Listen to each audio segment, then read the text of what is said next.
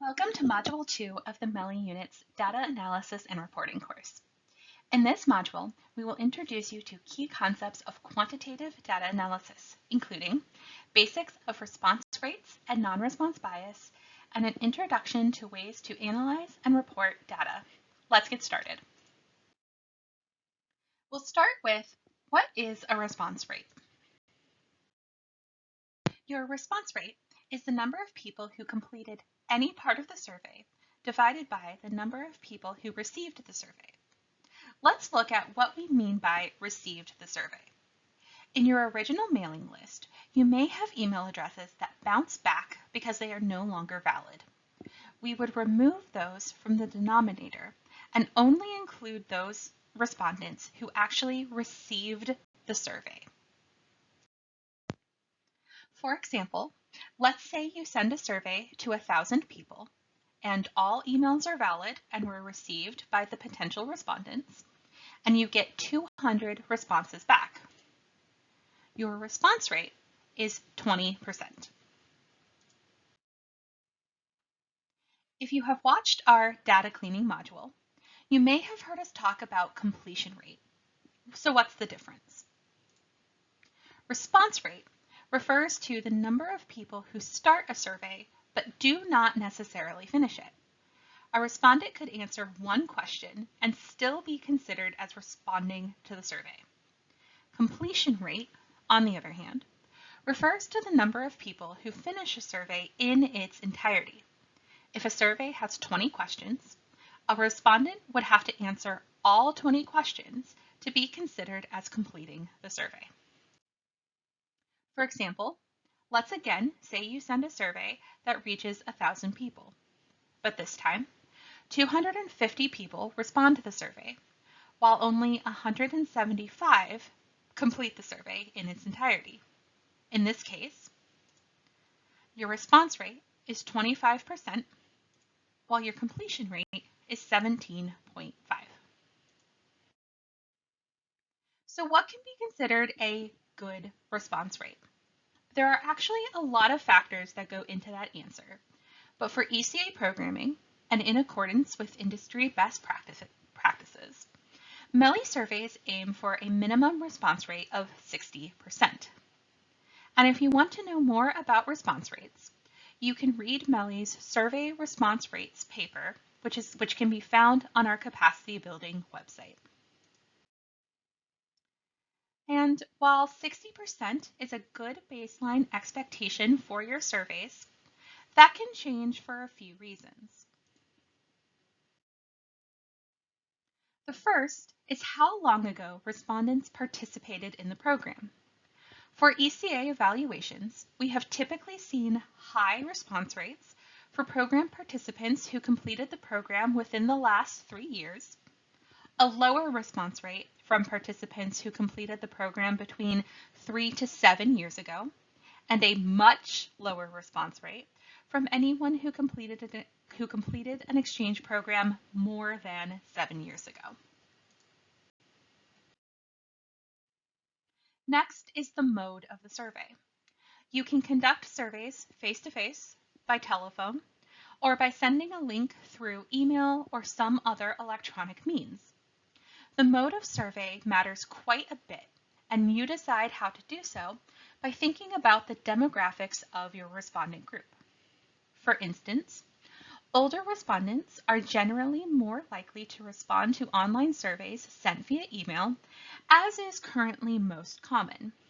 But this distribution method may not get high response rates from younger respondents, who may be more likely to respond when a survey is sent to them via text, WhatsApp, or even social media.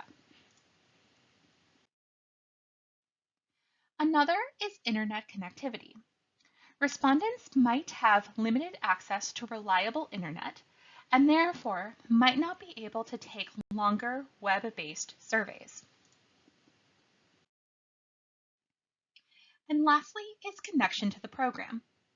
If respondents are actively engaged in an alumni community or have engaged in other activities or components of the program, they might be more likely to respond than respondents who have not had any or much engagement since their program. You can also think about this in terms of which stakeholder groups are more likely to have higher response rates. It is reasonable to assume that alumni will respond to a survey at a higher rate because they were the most actively engaged in the program, whereas you might expect a lower response rate from, let's say, host families, because their engagement with the program is much lower as compared to alumni. A discussion of response rates leads us to need to discuss something called non-response bias. Non-response bias is a problem that occurs when there is a significant difference between those who responded to your survey and those who did not. Essentially, your response rate may not accurately reflect your total population. Let's look at an example. This is your exchange cohort. It has 16 participants, and it's evenly distributed between female and male identifying individuals. You distribute a post-program survey and get 10 responses for a 62.5% response rate. But when you look at those responses, you realize you received responses from all 8 male identifying participants, but only 2 of the female identifying participants. This means that your survey data does not accurately reflect the opinions of your entire program cohort. The only way that you can mitigate non-response bias is to increase your overall response rate. So how do we go about doing that? The first thing to think about is how you design your survey. You want to make sure you are keeping it short and keeping it simple. You also want to think about the best way to reach your respondents. Should we be using text or WhatsApp rather than email? You can also consider using incentives, monetary or otherwise. For example, maybe you want to offer access to mentoring or training modules. And finally, make sure that you're sending reminders to respond to the survey, which is a favored and highly effective MELI strategy. If you can, you want to send these reminders via multiple methods. For example, if you email your survey, try sending follow-up reminders via text or WhatsApp. All right, so how do we go about reporting our survey results? One option is that you can report basic statistics.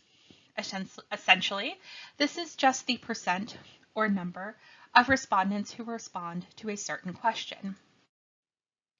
For example, 90% of survey respondents believed that Program A empowers alumni to create change in their communities. You can also use cross-tabulation, also known as crosstabs. Crosstabs are tables that record the number of respondents that have the specific characteristics described in the cells of the table. For example, this crosstab shows business ownership broken down by age categories. Let's look at how we interpret a crosstab. So let's say we want to know how many respondents who own a business are between the ages of 25 and 44 years old. To determine that, we find the business ownership category we're interested in, then look across and narrow down to the age categories we're interested in. In this case, 77.5% of business owners who responded to the survey were between the ages of 25 and 44. Let's look at one more example. Say we want to know how many respondents own a business as a percent of all participants. To determine that, we find the business ownership category we're interested in, then look across to the total column. In this case, the majority, 73.7% of survey respondents, had started a business before participating in the program. We can also look at average scores. This involves taking the average of respondents' numerical scores in order to see how response options rank against one another. For example, consider this question, which asked respondents to rank a series of training sessions from 1, not at all useful, to 5, extremely useful. To conduct this analysis, we take the numeric responses from each respondent for each training session and average them, producing an average score associated with each session. You can then order these averaged scores to determine which responses had the highest or lowest score. And what those highest and lowest scores mean will be dependent on the context of the question you are asking. For this particular example, higher scores indicate more useful sessions, while lower scores indicate least useful sessions. Specifically, respondents found the session on cultural property, art, and antiquities crime to be the most useful, with an average score of 4.95, while the session on administrative and judicial forfeitures was seen as the least useful, with an average score of 4.59. Though, because all sessions scored well over 4, they were all clearly seen as useful components of the training. We can also make comparisons across multiple surveys. Take this example of a pre- and post-survey question, which was sent to the same participants in a survey given both before and after the program. In this case, we would be able to compare responses across the two surveys and say that participants gained a better understanding of the United States. Prior to the program, 70% had positive views of the United States government, increasing to 83% following the program. We'll end by mentioning that there are also advanced statistics you can run on your datasets. For example, regression analysis, which, as the image shows here, is essentially drawing a best fit line through a scatter plot of data points. It helps us understand how one variable might change when another variable changes. This best fit line gives us insights into the relationship between the two variables and helps us make predictions or see trends in the data. Difference in difference analysis compares changes in outcomes between a group that experienced the program to a similar group that did not. This method helps us understand if the program truly had an impact or if the changes would have happened anyway, without having to rely on randomized control groups. You can take whole graduate courses on these analyses, so if you think they're what you want or need for your data set, we recommend that you get help. And that's it for our module on quantitative data analysis. When you're ready, you can head back to the training overview and move on to Module 3 on qualitative data analysis.